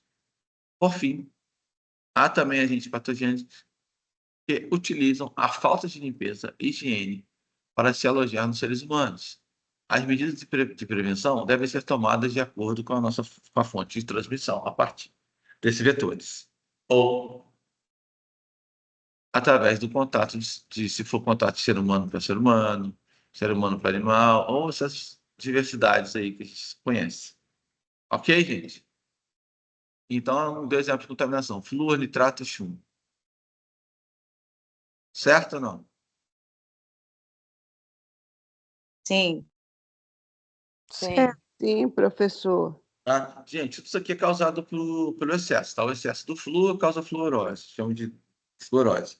O excesso de nitrato vai afetar a metaglobulinemia. O chumbo, o excesso de chumbo, causa o chamado saturnismo, que é o excesso de chumbo no organismo. Eu digo. Ok? Só para vocês terem uma noção do que eu estou falando. E aí, continuando aqui, e a confiabilidade, gente, dos sistemas de abastecimento de água? As operadoras do sistema de abastecimento de água efetuam o controle da qualidade da água para o consumo humano. E é a vigilância feita pelas secretarias estaduais e municipais de saúde, conforme o regulamento do Sistema Único de Saúde, do nosso SUS.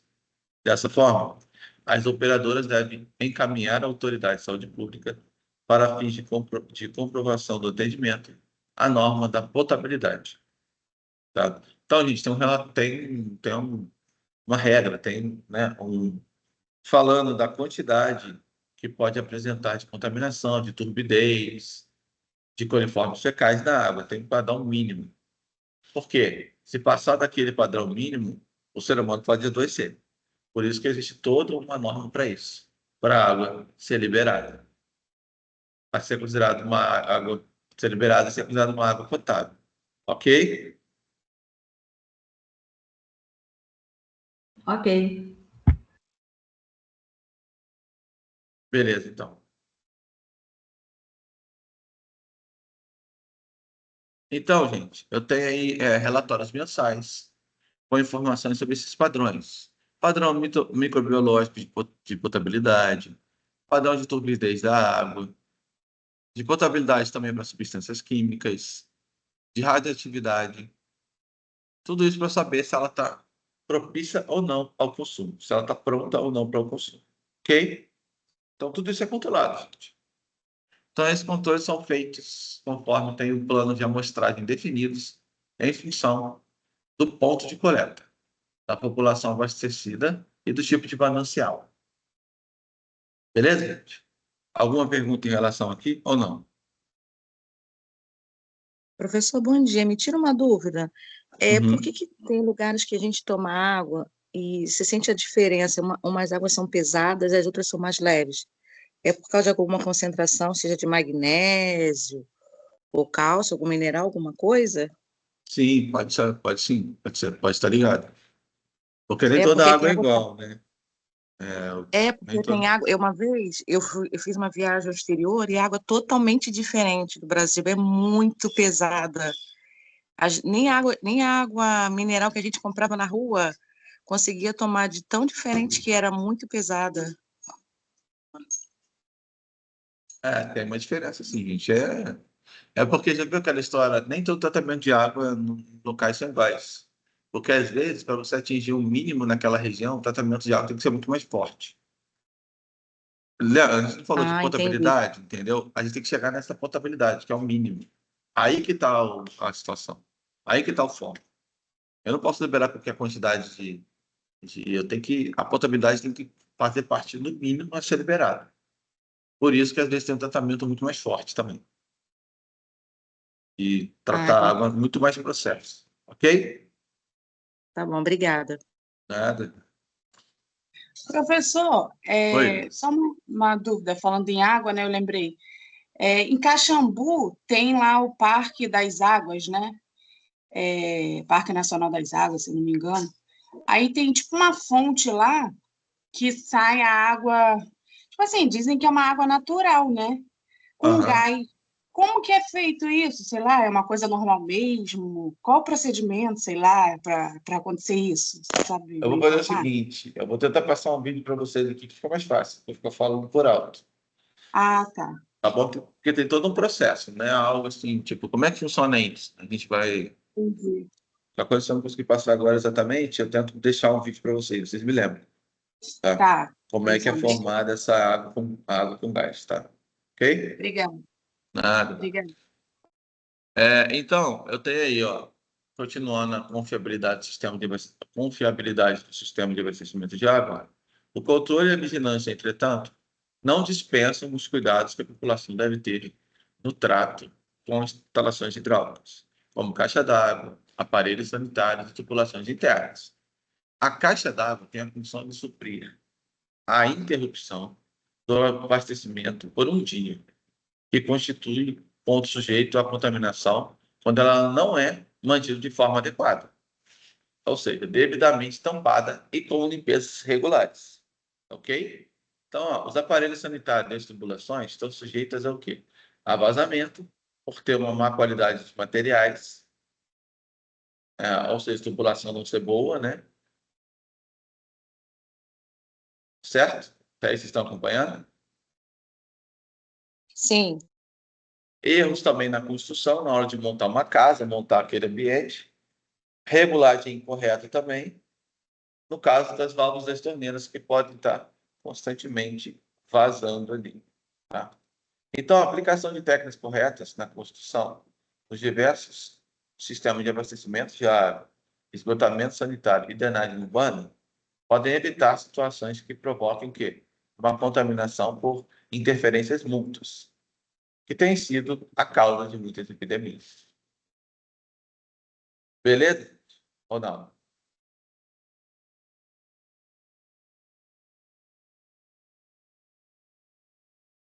Show? Ficou claro ou não? Vamos lá, fala para mim, por favor.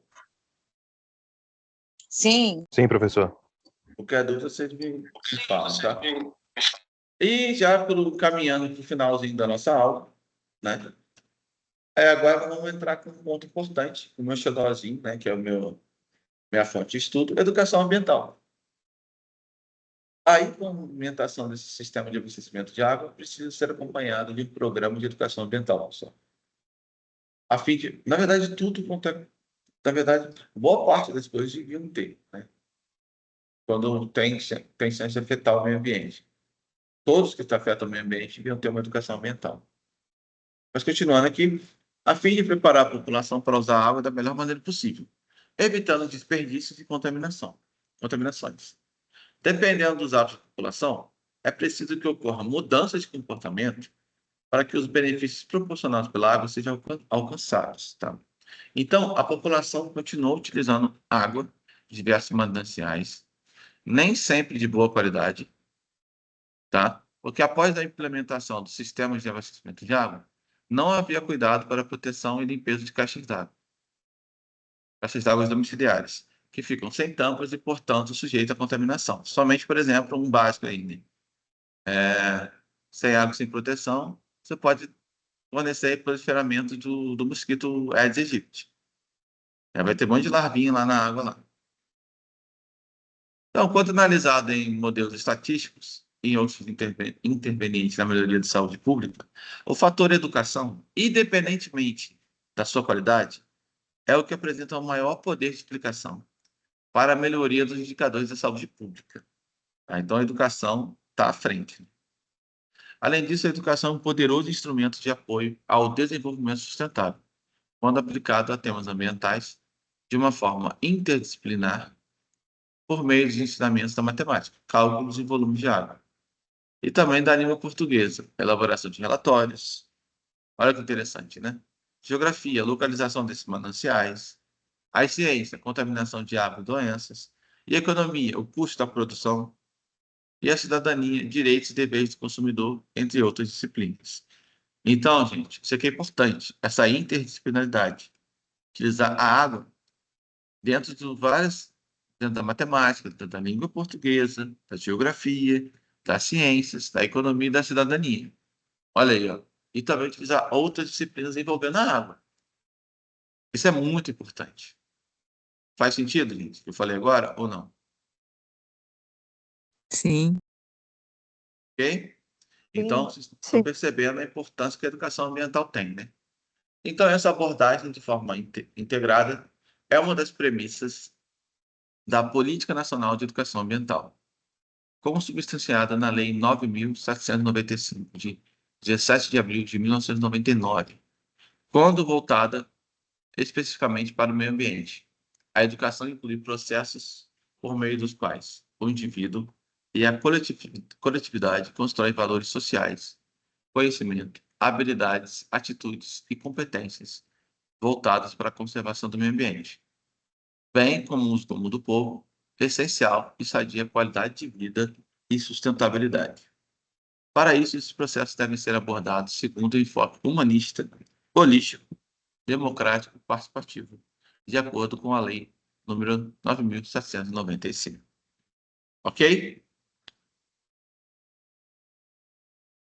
Ok. E para a gente fechar aqui, Ok, professor. além dessa legislação, outros instrumentos, como relacionados abaixo, estão à disposição das empresas, comunidades e universidades para o desenvolvimento de ações educativas. Agora, nós vamos fechar aqui com ação educativa, tá? Universidade empresarial tem sido utilizado por empresas de saneamento para a educação continuada de seus empregados e clientes, ou seja, já fazendo treinamento com eles constantes, certo? Na internet, tem sido divulgado por associações e entidades sem fins lucrativos, empresas de saneamento e pesquisadores para a divulgação de conceitos e pesquisas relacionados ao meio ambiente, certo? A videoconferência pode atingir todos os segmentos sociais, possibilitando a formação de grupos de estudo nas comunidades. Escola. Além dos alunos, toda a comunidade, especialmente os pais, podem participar das atividades educativas, certo? Lideranças. São agentes de multiplicação que podem apoiar os programas de educação ambiental, mediante treinamento com utilização de técnicas e dinâmica de grupo, música e teatro. E eu tenho aí também, gente, grupos comunitários, como asilos, igrejas, clubes de recreação, associações de profissionais liberais, sindicatos podem ser aproveitados para o desenvolvimento de atividades educacionais também. É claro, precisa ter técnicas e linguagens adequadas para cada público envolvido, ou seja, tem que falar a linguagem do meu público. Eu não posso usar, por exemplo, uma linguagem muito técnico-científica com crianças, certo? O trabalho educativo casa a casa tem sido desenvolvido nos programas de saúde e família, no PSF, pelos agentes comunitários de saúde, e tem constituído um dos principais fatores de melhoria da saúde pública das comunidades atendidas, pelo seu caráter preventivo e, claro, interdisciplinar. Beleza, gente? Ok, alguma pergunta?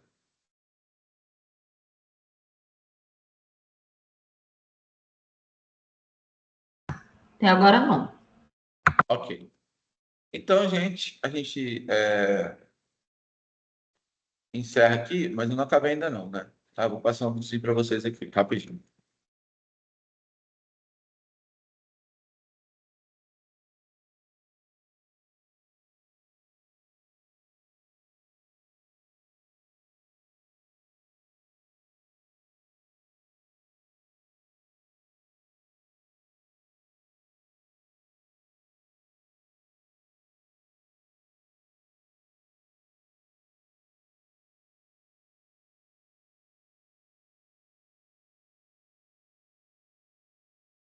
Versões separadas. Quiser sobre o botão.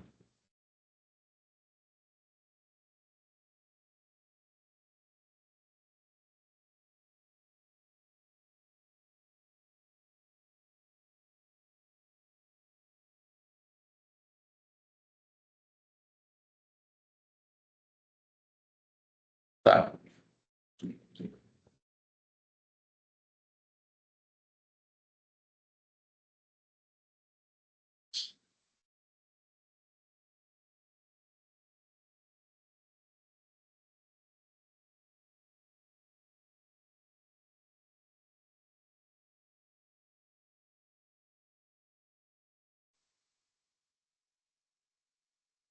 Hoje a gente vai mostrar como essa água aqui é tratada e chega até a sua torneira. Bora ver! A gente está aqui na beira da represa de Guarapiranga, na zona sul de São Paulo. Esse aqui é um dos pouquíssimos lugares da cidade em que a gente ainda consegue captar água razoavelmente limpa e que seja economicamente viável tratar a água. A gente consegue ver algumas garrafas PET boiando, algumas coisas que a gente não gostaria de ver na água que a gente vai beber, mas você vai ver que com bastante trabalho dá para transformar isso aqui em água limpa. Vocês não estão vendo, mas aqui nesse redemoinho tem um buraco por onde a água vai descer por gravidade até uma casa de máquinas, que vai levar por bombeamento a água até a estação de tratamento. Aqui a gente tem 6 bombas, cada bomba tem 4.000 HP e é capaz de levantar 3.300 litros de água por segundo. Não é à toa que o barulho aqui dentro é meio que insuportável. Essas máquinas que a gente está vendo aqui em cima não são as bombas, são só os motores, onde é bombeada a mesma água aqui embaixo, onde tem algumas turbinas. É aqui também que a água vai ver cloro pela primeira vez na vida. O cloro serve como um oxidante. O que significa isso? Tem alguns metais que podem ser solúveis na água. O íon de ferro 2, por exemplo, é solúvel na água, não dá para tirar da água. Só que quando ele reage com o cloro, ele perde um elétron e vira um íon de ferro 3, que é insolúvel na água. E aí a gente consegue tirar esse ferro mais para frente. E se for necessário, é colocado também carvão ativado em pó na água. Ele funciona como uma espécie de armadilha, porque tem poros que pegam as substâncias que causam cheiro e gosto na água. Depois de andar mais ou menos uns 6 km e vencer 50 metros de altitude, a água chega aqui nessa cachoeira na estação de tratamento. Aqui acontece mais uma etapa que chama coagulação. Existem algumas partículas negativas na água, algumas sujeirinhas que têm carga negativa, e por ter cargas iguais elas se repelem. A gente precisa anular essas cargas. E para isso a gente joga alguma substância que tem carga positiva. Nesse caso aqui, joga cerveja de trigo. Não, brincadeira, isso aqui é sulfato de alumínio. O sulfato de alumínio está sendo despejado por essa calha que você está vendo aqui, que vai ser misturado na água. A queda da água já ajuda a fazer essa mistura. Depois que a água recebeu o coagulante, ela vem aqui para esses tanques e recebe isso daqui, ó, o floculante. Ele trabalha como se fosse uma linha cheia de cola num tanque de areia. Ele faz com que toda a sujeira grude nele, para que ela desça e depois vá lá para o tanque de decantação. O floculante é responsável então por juntar a sujeira, para formar um grande flocão de sujeira. Aqui na floculação tem essa espuma meio esquisita, mas não precisa ficar com nojinho não. Não é a mesma espuma do rio Tietê. O que tem nela? É um pouco do coagulante que foi colocado lá atrás e um pouco de matéria orgânica da água, que é o resto de folha, coisinhas assim, que quando misturam lá naquela cachoeira, acabam juntando com algumas bolinhas de ar e aí aqui ela vai subir. Mas é lógico que isso aqui não vai para a sua água. Está numa estação de tratamento que é justamente para tirar isso da água. E esse aqui é o tanque de decantação. Aqui nesse tanque a gente já consegue ver o flocão formado. E ele é comprido assim porque ao longo dele o flocão vai descendo, ele vai indo lá para o chão. Aquelas estruturas ali na frente onde estão os passarinhos se chamam vertentes. Mary, o nome desse negócio não é vertente, o nome disso aqui é vertedouro. Para que serve? Serve para pegar só a água que está bem na superfície, que está por cima, porque a sujeira já está lá embaixo. Uma coisa legal é que aqui no final do tanque de decantação, como a maior parte da sujeira já foi para o fundo, a água está bem transparente. Vamos dar uma olhadinha de perto.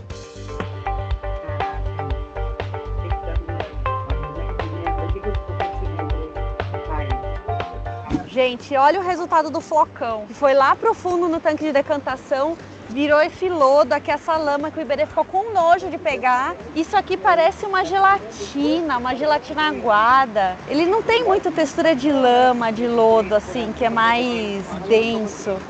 Eca! Agora é sacanagem o Iberê me mandar aqui pegar esse negócio, né?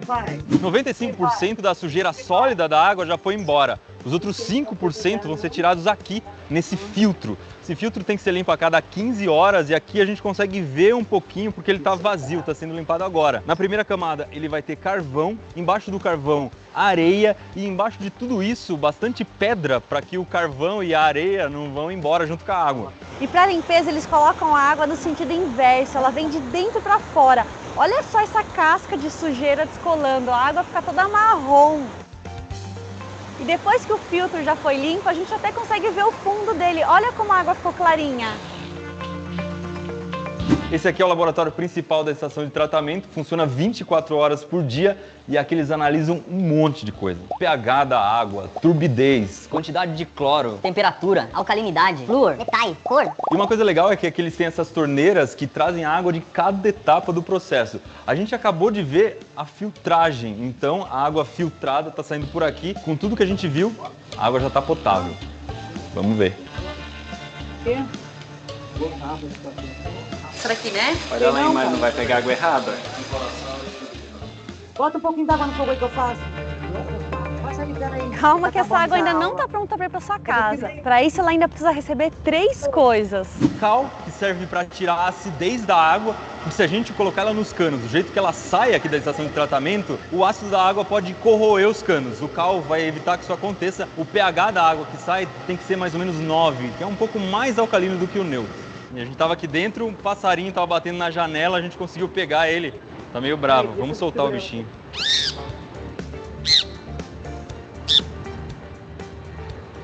Flúor, que serve para proteger os seus dentes das cáries. Cloro, que chega num gás liquefeito dentro desses cilindros. São gastos mais ou menos 9 toneladas por dia. E é uma coisa que pouca gente sabe, mas o cloro, nessa etapa do processo, ele serve como se fosse um guarda-costas da água. Ele vai junto até a sua casa para garantir, se acontecer qualquer tipo de contaminação no meio do caminho, o cloro vai agir e garantir que você beba uma água limpa. E desde 2014, essa estação de tratamento da Sabesp conta também com um outro sistema de tratamento, que é esse daqui por membranas. Dá uma olhada aqui. Esse sistema substitui a floculação, a decantação e a filtragem lá do tratamento convencional. Quando a água sai daqui, ela se mistura lá com aquela água que o Iberê bebeu para fazer a correção final. Aqui tem uma membrana fora d'água, a gente consegue entender um pouquinho como ela funciona. São milhares de canudinhos bem pequenininhos, funciona como um canudinho de refrigerante, com a diferença de que ele tem uma parede com microfuros em que não deixa passar uma série de coisas. Só que para a água entrar aqui é bem difícil, então lá embaixo existem bombas muito fortes que vão puxando a água para dentro do canudinho. E finalmente, depois de tudo isso, a água já está pronta para você beber. Fazer suco, fazer comida. E vai para aqueles reservatórios que você está vendo ali atrás. Qual a capacidade desse sistema aqui que a gente mostrou? O que guarda ali é 70 milhões de litros de água, mas produz 16 mil litros por segundo, Mary. É muita coisa. Certo. Beleza, gente?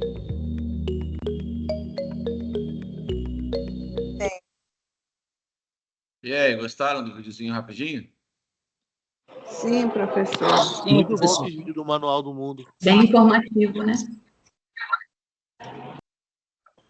Beleza, deixa eu colocar aqui o vídeo do YouTube também, depois eu vou postar lá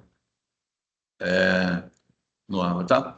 Então, pessoal, eu vou dar uma olhada aqui, não vou conseguir passar agora, tá? Porque eu vou fechar com vocês agora às 10 horas mesmo. Parar de gravar agora às 10 horas, tá bom? Mas eu vou ver se eu não consigo achar o vídeo, como eu falei, da água, como é que forma a água com gás, né? Ver se eu consigo achar o vídeo.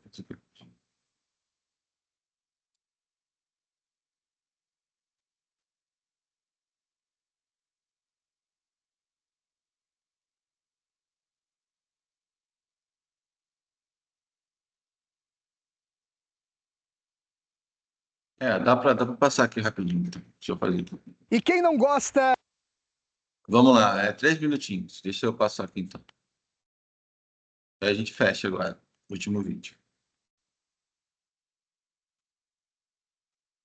De beber uma aguinha gelada e, se for com gás, te hidrata da mesma forma. Hoje estamos aqui em Pinheiro Preto, na Bebidas Randon, onde vamos descobrir como é feito o processo de gaseificação e produção da água com gás. Gustavo, aqui então é onde tudo inicia. Isso, aqui é a nossa fonte, é a fonte de vida, na verdade, né? O poço hoje tem 100 metros de profundidade e a bomba está localizada a 66 metros. Como é água mineral, é totalmente inoxidável, né? Tudo tubos inox, tem um sistema de telemetria que mede vazão, condutividade da água, temperatura de saída do poço, nível estático do nível da água do poço, para podermos cuidar do nosso bem, né? No início, as embalagens vêm de uma empresa fornecedora, não há nenhum contato humano nas embalagens, elas estão posicionadas pela máquina posicionadora, onde ela alça voo por um aéreo, até chegar à máquina de envase. Então, vindo na máquina posicionadora, onde acontece a lavagem do frasco, é feita a rinçagem, jogada água ozonizada para a desinfecção do frasco. Hoje estamos envasando água com gás, 510 ml, e ela lava, envasa e tampa no mesmo equipamento. Quantas garrafas é envasada por hora, você sabe? A velocidade, neste momento, está em torno de 8.000 garrafas hora. Mas chega a 12.000 garrafas hora na velocidade máxima. É aqui que a mágica acontece na questão da carbonatação da água, onde ela é inserida o CO2 incorporado na água. A água vem do poço, passa por uma filtragem, ela é succionada por bomba e refrigerada num trocador de calor, entrando gelada. Ela está sendo engarrafada a 0,7 graus. E isso faz com que haja estabilidade na carbonatação. Por exemplo, abrir um refrigerante quente, ele vai espumar tudo e vai perder o gás. Abrir um refrigerante gelado, ele vai ter estabilidade. O diferencial da nossa água Randon é uma alta taxa de carbonatação, pois nós utilizamos injetores pré-carbonatação e uma pressão adequada, controlada eletronicamente no processo. Então aqui é a parte final da saída da envasadora, é passado por um processo de datação, onde é posta a data de validade na tampa, né, o lote, para posterior análise e poder ter o controle de qualidade correto. A empresa foi fundada em 2002, inicialmente com produtos preparados, né, como Chiquito, era sucos Randon na época, né. Daí, com o passar dos anos, foi descoberta a qualidade da água mineral, né, e em 2012 foi a data do primeiro invase de água mineral. E hoje a água com gás e a água mineral e as demais bebidas são distribuídas em toda a região. Toda a região. O forte mesmo é Santa Catarina. Litoral, épocas de temporada, Rio Grande, Paraná, São Paulo e já chegou aí para Mato Grosso também. Os benefícios da água com gás são similares aos da água sem gás, ou seja, a hidratação do corpo e a manutenção da saúde do organismo são os principais ganhos de quem bebe água com gás. Entretanto, existem outras qualidades ligadas ao consumo da água com gás propriamente dita. É rica em nutrientes, substitui os refrigerantes, auxilia no emagrecimento, melhora o paladar, melhora a capacidade de engolir e auxilia na constipação. Beleza, gente? Gostaram do videozinho rápido aqui? Sim. Sim. Ficou claro agora essa parte da... Sim, professor. Beleza, então, gente. Beleza. Gente, alguém quer falar alguma coisa?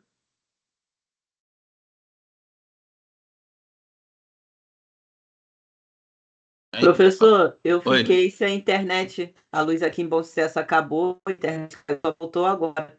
Eu perdi o vídeo, mas depois eu vou dar uma olhada no AVA, tá? Só para não atrasar aí a aula. Tá show, porque eu já tô meio que finalizando a aula já, tá, gente? Mas eu postei no chat ali o link do vídeo, tá? Tá certo. E aí é só então. você clicar ali, tá bom? Tá bom. Beleza, gente? Eu posso encerrar, que aí eu vou parar de gravar aqui, vou baixar a lista. Ou alguém quer perguntar alguma coisa? Vou baixar a lista. Não. Boa aula. Professor, Pode falar. professor, bom dia, professor Vilmar. Professor, vai ter uma, não sei se o senhor já falou, mas vai ter uma revisão antes aí da P1, dessa matéria? Só um minutinho. Então, tem que ver o calendário, entendeu? Mas eu vou passar o estudo dirigido para vocês. É como se fosse uma revisão. O estudo dirigido, depois eu vou passar o gabarito, entendeu? Pode ser assim, caso não tenha marcado uma... não, mas vai ter. Então, peraí, deixa eu só abrir aqui. Deixa eu abrir o cronograma. É porque eu vou te falar a verdade.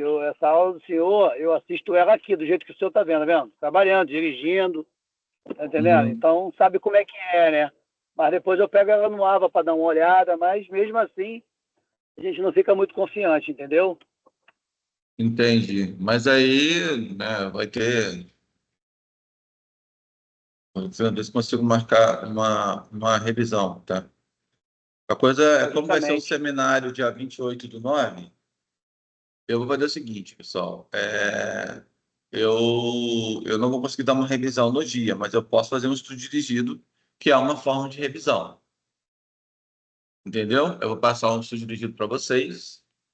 Daqui a um tempo eu vou mandar para vocês.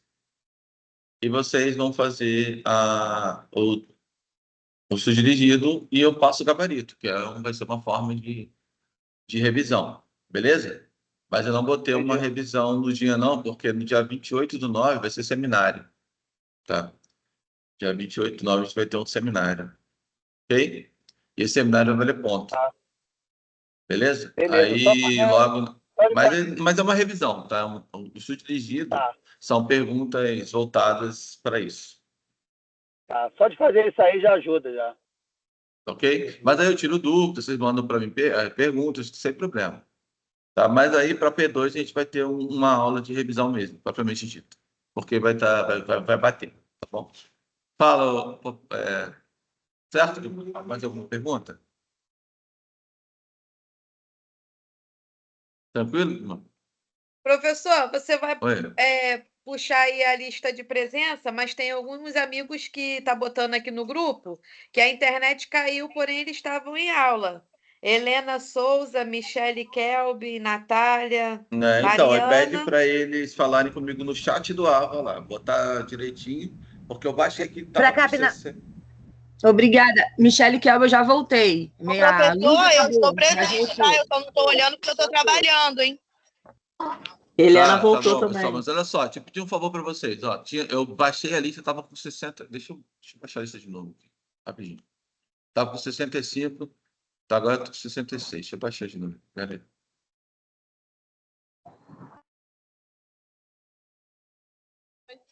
Bom dia.